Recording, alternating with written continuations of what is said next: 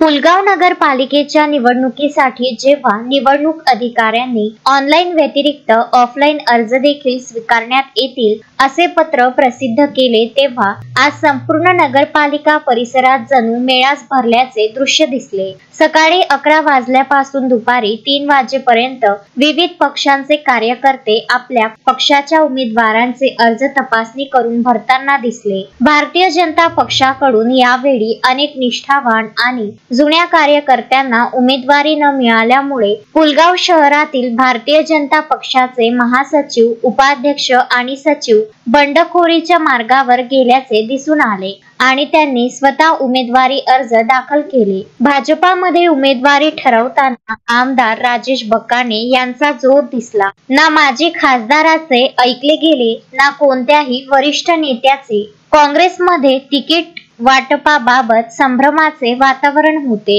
अनेकांनी तिकीट मिळेल या अपेक्षेने नगरपालिका कार्यालयात अर्ज दाखल केले. बहुजन समाज पक्षाचे कार्यकर्ते उमेश म्यासकर यांच्या नेतृत्वात वाजत गाजत नामांकन दाखल करण्यासाठी मोठ्या जल्लोषात पोहोचले. आता हे तर येणारा काळच ठरवेल की कोणत्या पक्षाचे उमेदवार जनतेच्या कसोटीवर उतरतात. अश्विन शहा, विदर्भ न्यूज, पुलगाव.